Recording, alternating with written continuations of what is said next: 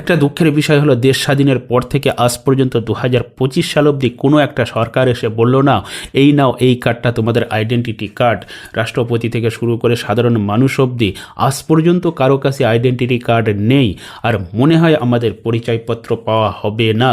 জীবন তো ভালো কাটাচ্ছে নেতা মন্ত্রীরাই, আমরা সাধারণ মানুষ তো শুধু Aadhaar card, voter card, PAN card link করার জন্য জন্ম নিয়েছি। কখনো কি ভেবে দেখেছেন আপনার জীবনে কত সময় আপনি Aadhaar card, PAN card, voter card বানাতে গিয়ে সময় দিয়েছেন? তারপর নিজের নামের সংশোধন, বাবার নামের সংশোধন, ঠিকানা সংশোধন, জন্ম তারিখ সংশোধন, তারপর এটার সাথে ওটা লিঙ্ক, সেটার সাথে ওটা লিঙ্ক লেগেই আছে। তারপর এখন উপরেই ঝামেলা এসে পড়লো SIR। আমরা বেচারা সাধারণ মানুষ কি আর করার, নিয়ে কাগজপত্র নিয়ে দৌড়োদৌড়ি কর, কারণ ভোটার লিস্টে নাম তুলতে হবে তো। আপনি কি ভাবছেন এই SR এ নাম উঠে গেলেই আপনার আইডেন্টিটি কার্ড হয়ে যাবে? না, কখনো না। কারণ কোনো এক সরকার আবার নতুন আবদার নিয়ে এসে বলবে আমি আমার কায়দায় নাগরিকত্ব যাচাই করতে চাই, তখন এই SIR এর কোনো দাম থাকবে না।